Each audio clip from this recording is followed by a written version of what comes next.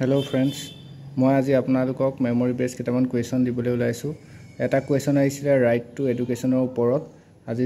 পৰীক্ষাত আপোনালোকে জানে ৰাইট টু এডুকেশ্যন মানে শিক্ষাৰ অধিকাৰ সকলোৰে বাবে ফ্ৰী এণ্ড কম্পালসৰি এডুকেশ্যন এটো ডিএডৰ লগত সঁচাকৈ জড়িত এটা প্ৰশ্ন এটো হৈছে আনসাৰটো হৈছে 21A যে 21A দিছে তেওঁলোকৰ শুদ্ধ হৈছে তাৰপিছতে দ্বিতীয়তে অন্য এটা প্ৰশ্ন লৈ আহিছো এটো হৈছে দ্ৰৌপদী মুৰ্মু আপোনালোকে জানে ভাৰতৰ ৰাষ্ট্ৰপতি তেওঁ কেই নম্বৰ ৰাষ্ট্ৰপতি হয় তাৰ আনসাৰটো মই দি দিছো আপোনালোকক হেতু হৈছে 15 প্ৰেসিডেন্ট অফ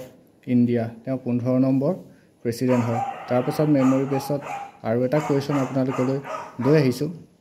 এইখিনিতে আপোনালোকক কৈ থওঁ যে আপোনালোকে যদি কিছুমান কোৱেশ্চন মনত আছে আপোনালোকে কমেন্টত দি দিব যদি উত্তৰ পৰা নাই আমি চেষ্টা কৰিম যদি পাৰো ইয়াত আপলোড কৰিম তাৰ পাছত আৰু এটা প্ৰশ্ন আহিছিলে যে SI unit of energy SI unit হৈছে কি হেতু হৈছে জুল এইটা আপোনাৰ মেমৰি বেছ আজি আগবঢ়াম বৰ্তমান এইটা আগবঢ়ালো ধন্যবাদ।